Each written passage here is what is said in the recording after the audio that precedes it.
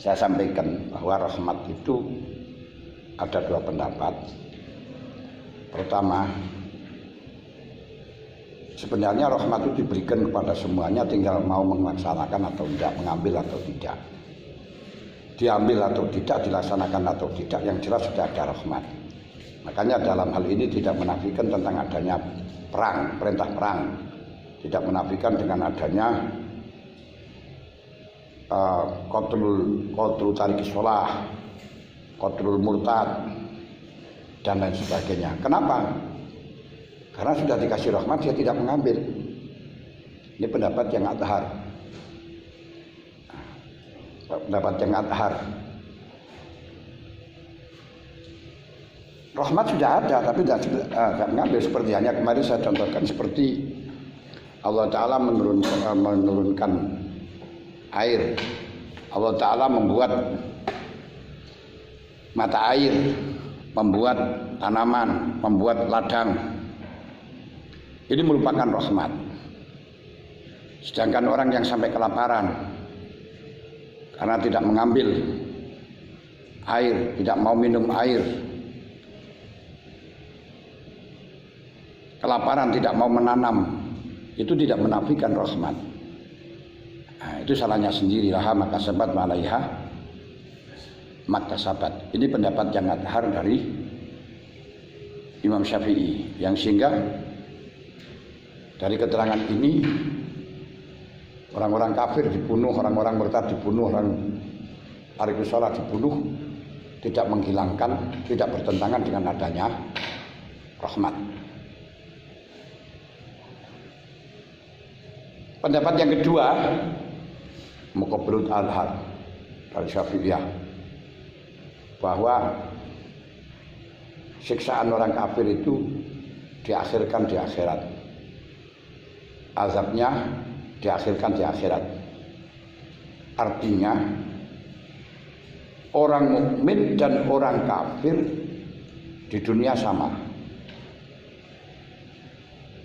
Kalau menurut yang adhar, orang mukmin dan orang kafir di dunia tidak sama. Makanya maka perlu dibunuh orang itu. Ini dua pendapat yang memang tidak bisa dipadukan. Hanya untuk merealisasikannya itu ada bahasan sendiri. Nah, yang mengatakan bahwa orang mukmin dan orang kafir itu tidak sama di dunia dan di akhirat. Di dunia tidak sama, berarti ya perlu ono siksaan barang itu. Dan di akhirat juga tidak sama. Ini kalau di dalam fikihnya Syafi'i dikatakan qolasoh. Di dalam usul fikih diartikan wal asoh ta'mimu la yastawun. Lafaz la yastawun yang ada dalam firman Allah, afaman kana mu'minan kaman kana fasiqan la yastawun. Ini takmim untuk bahasa. Pakai tekstualnya. Berarti takmim bagaimana? Di akhirat juga sama, fa amaladzina amanu wa amilus sholihati falahum jannatul ma'wah. Dan orang kafir, orang fasik, wa amaladzina fasaqu fa ma'wah humun nar. Di dunia falanudhiqannahum minal azabil adna duna azabil akbar. Ini pendapat yang asoh kalau di dalam usul fikih, kalau di sini katakan abhar. Ini pendapat Imam Syafi'i.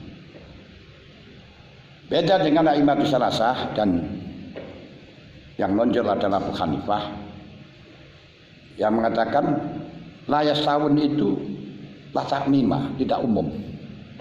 Itu hanya sesuai dengan yang ditafsirkan oleh Allah sendiri.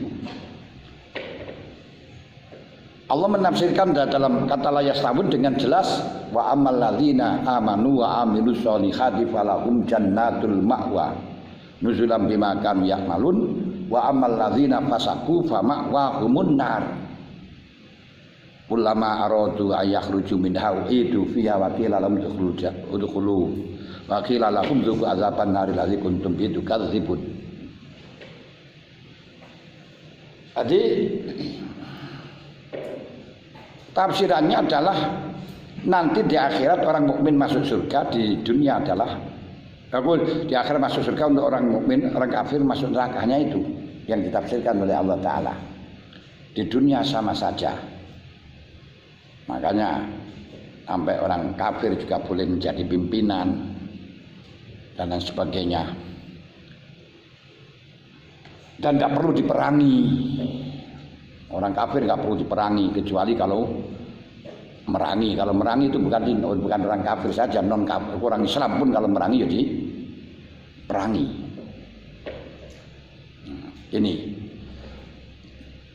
Sedangkan pendapat dari Hanafi ini dukungannya di samping tafsirannya Allah sendiri di dalam Al-Quran sudah dijelaskan amaladina aman wa amilus solihati falahum jannatul ma'wa nuzulun bima kanu ya'malun. Orang-orang yang iman akan masuk surga sebagai imbalan dari perbuatannya. Wa amaladina fasaku ma'wahum nar, dan orang-orang kafir adalah masuk di dalam neraka. Untuk di dunia sebagaimana difirmankan oleh Allah menceritakan tentang doanya Nabi Ibrahim, Rabbi ja'al hadza baladan amina warzuq ahlahu minas samarati man amana minkum billahi wal yawmil akhir. Ya Allah, orang-orang yang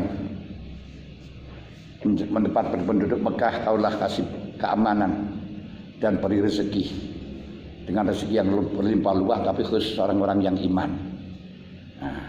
Iman billahi man amana minkum billahi wal yawmil akhir. Tapi Allah Ta'ala mengatakan wa amal ladzina fasak wa amal ladzina qalu wa amal ladzina kafaru wa umat di annakum qalilan summa atur mila zabinnar. Istilahnya mengatakan man amana minkum billahi wal yawmil akhir qal wa man kafara fa umatti'u qalila summa atarruhum ila azabin nari wa bi'sal masir. Di situ dikatakan qalilah fa umatti'uhum qalila. Jadi orang-orang kafir tetap bisa mendapatkan nikmat sama dengan orang mukmin. Tapi hanya di dunia saja. Kata qalilah itu dunia. Dan nanti yang tidak sama di akhirat. Dua pendapat ini kita kompromikan nggak bisa. Nah, sehingga menurut yang pertama orang karena kafir juga harus diperangi dan seterusnya. Karena murtad juga harus dibunuh man badradina faktur. Tarikus sholah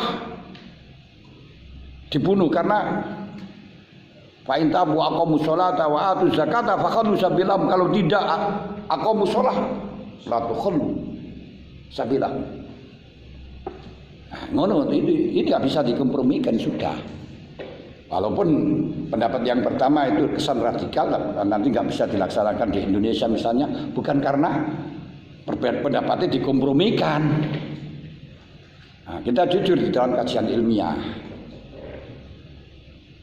Nah, ini yang biasanya digunakan oleh Wahabi, terus masuk Islam, Ibnu Qayyim al-Jauzi, sehingga boleh membunuh-bunuh orang yang berbeda dengan agamanya, yang kemudian setelahnya menvonis agama yang benar dia, yang lainnya kufur, akhirnya walaupun muslim dibunuh. Nah, itu akhirnya terjadi perang Suriah dan lain sebagainya. Yes, ini perbedaan dari dua pendapat yang memang tidak bisa dikompromikan. Nah, pendukungnya hadis-hadis yang begitu banyak sudah. Yes, ini yang paling yang perlu kita ketahui, yang perlu kita kembangkan. Sedangkan contoh-contoh beberapa proses dan sebagainya ini setelahnya kita mengetahui perbedaan penafsiran hak mukmin dan hak kafir di dunia dan di akhirat. Paham ya?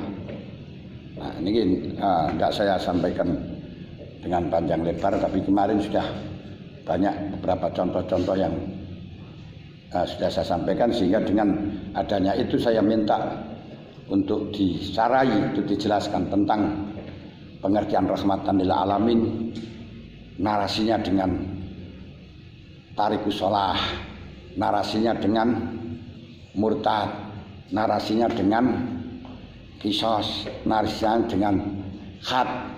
Ini jangan kita bikin kesimpulan sendiri, tapi dengan dua pendapat yang berbeda ini tentu akan hukum berbeda. Ini namanya kajian ilmiah, jangan kita menghilangkan pendapat orang lain. Paham? Nah, jadi nanti kesimpulan nanti apa itu pendapat itu radikal dan seterusnya. Nah, ini terserah, itu nanti kesimpulan sendiri. Dan bisa dilaksanakan atau tidak itu kesimpulan sendiri. Itu untuk pengertian rahmatan lil alamin yang dikolaborasikan dengan mukmin dan kafir. Kalau untuk dengan binatang dan sebagainya sudah banyak kemarin sudah saya sampaikan, nggak usah kita ulangi lagi. Nah, permasalahannya materi kita itu satu pertemuan, satu materi harus habis, itu yang repot gitu ya. Nah sekarang harus materi beda. Kalau ini kita ulangi lagi ya sama dengan sekolah dulu, karena beda antara sekarang dengan dulu. Dulu itu sekolah harus pemahaman, dipahamankan satu persatu dengan tarbiyah. Kalau sekarang itu taklim itu alisat ila tafri'il masail, kasih yang global terus kembangkan sendiri dan dikasih cara untuk mengembangkan, bukan yang disampaikan pengembangannya enggak, tapi cara untuk mengembangkan. Paham enggak? Nah, kalau ingin satu persatu dicontohkan ya sekolah lagi dulu ya. Itu perlu.